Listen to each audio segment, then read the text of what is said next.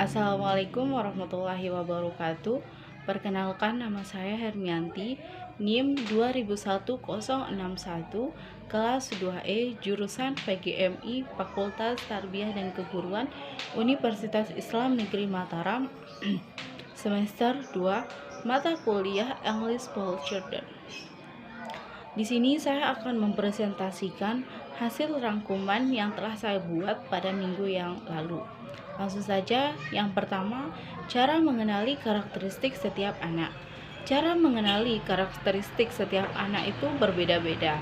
Ada yang dengan melihat langsung tahu karakter anak tersebut apa. Nah, di sini saya akan membagi anak tersebut menjadi dua. Yang pertama, anak TK, yang kedua anak SD dan MI.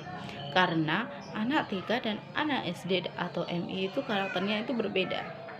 Yang pertama yaitu anak TK antara usia 5 sampai 7 tahun, di mana usia tersebut hanya ingin bermain saja. Di pikiran mereka itu hanya bermain, dan bermain. Sehingga sebagai seorang guru yang profesional, kita bisa menyelingkan atau memasukkan pembelajaran dalam permainan tersebut.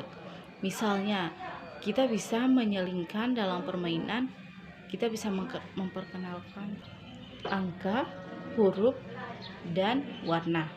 Selanjutnya yaitu anak usia atau anak SD atau MI usia 7 sampai 12 tahun, di mana pada usia tersebut mereka bisa membedakan antara warna merah, hijau, dan kuning, dan mereka juga mengetahui kesukaan mereka itu apa dan apa yang tidak mereka sukai. Dan pada usia ini mereka juga akan bisa mengenal huruf, angka, dan macam-macam hewan. Pada usia tersebut juga mereka akan memiliki keterampilan, skill, dan sebagainya jika dilatih. Selanjutnya yaitu cara mengatur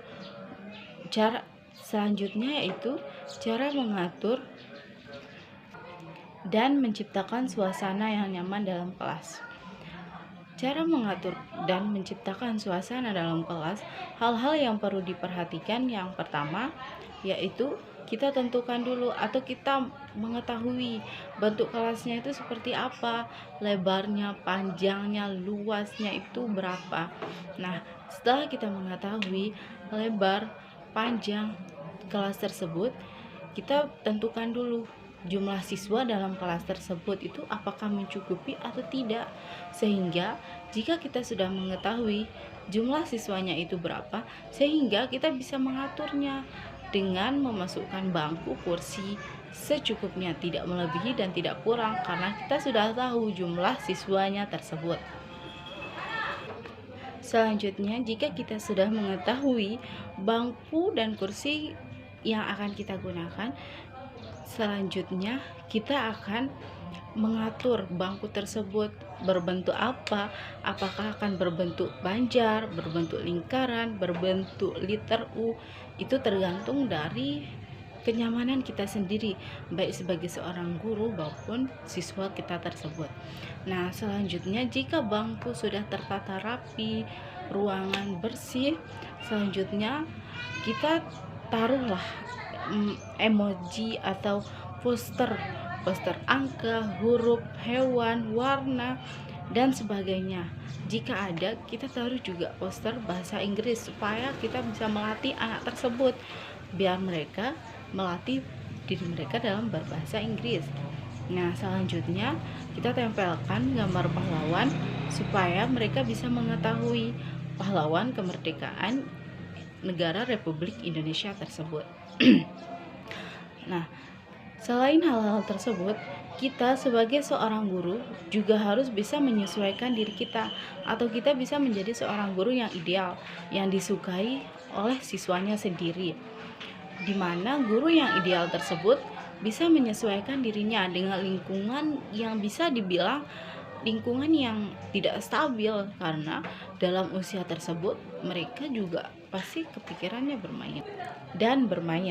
Jadi sebagai seorang guru, kita harus bisa menyesuaikan diri kita. Jika ada masalah di rumah, kita bawa ke sekolah, itu akan berdampak kepada murid kita sendiri.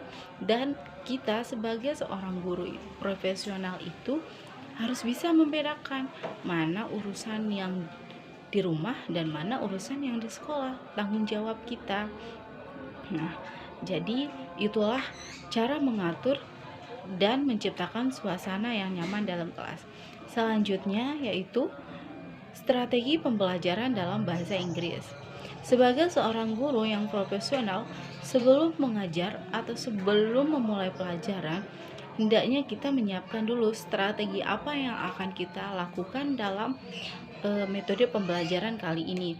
Apakah metode pembelajarannya yaitu belajar sambil bermain, menyanyi sambil belajar, dan sebagainya. Jadi sebagai seorang guru profesional, kita harus menyiapkan dulu strategi apa yang akan kita sampaikan dalam kelas tersebut. Jadi kita bisa memilah antara yang penting, paling penting, dan sangat penting yang akan kita sampaikan supaya tidak membuang-buang waktu. Misal kita berdoa, setelah berdoa kita menyampaikan materi beberapa menit. Nah, selanjutnya kita bertanya pada murid kita, apakah sudah mengerti anak-anak? Jika anak-anak tersebut sudah mengerti, maka kita tutup. Nah, itulah strategi pembelajaran bagi guru yang profesional. Tetapi jika guru yang tidak profesional, beliau akan masuk ke kelas tersebut, duduk, mengabsen, lalu menjelaskan materi yang akan beliau sampaikan tanpa guru tersebut memikirkan apakah anak muridnya itu mengerti, paham terhadap apa yang dia sampaikan tersebut. Jadi sebagai seorang guru hendaknya kita memiliki strategi sebelum kita mengajarkan apa dan bagaimana terhadap anak-anak tersebut. Jadi strategi pembelajaran dalam bahasa Inggris, dalam pelajaran bahasa Inggris, strategi pembelajaran juga sangat penting. Karena dalam pelajaran bahasa Inggris itu, jika kita menggunakan metode dakwah atau ceramah, maka anak murid kita itu akan merasa bosan, mengantuk, jenuh, dan mereka tidak bersemangat lagi untuk belajar bahasa Inggris. Jadi pelajaran apapun itu kita harus memiliki strategi pembelajaran yang baik. Selanjutnya yaitu cara merancang pembelajaran. Cara merancang pembelajaran itu, pertama, kita tentukan dulu tema apa yang akan kita ajarkan kepada anak-anak tersebut.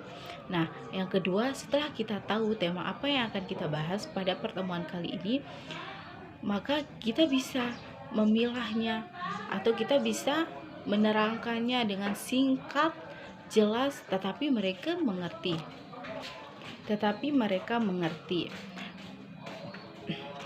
Selanjutnya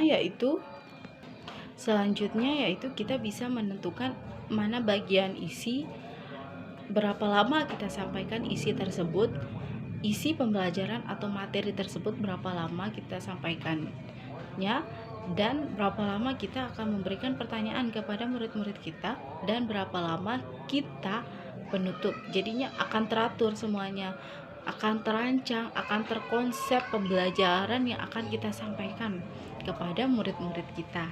Nah, selanjutnya yaitu media apa saja sih yang akan kita gunakan dalam pembelajaran. Yang pertama yaitu buku paket, karena walaupun sebagai seorang guru kita juga perlu buku paket, bukan hanya anak-anak. Nah, selanjutnya yaitu spidol untuk menulis hal-hal poin atau poin-poin penting di paket tersebut yang mereka tidak mengerti. Pulpen untuk kita mengabsensi pertemuan tersebut, karena absensi juga berpengaruh terhadap nilai mereka. Nah, yang keempat yaitu poster atau animasi atau bahan yang bersangkutan dengan materi tersebut. Misalnya kita membahas mengenai hewan, jadi kita bisa menggunakan animal poster hewan. Jadi kita bisa memperagakannya, ini namanya elephant atau gajah. Mungkin hanya ini yang dapat saya sampaikan. Wabillahi taufik wal hidayah. Assalamualaikum warahmatullahi wabarakatuh.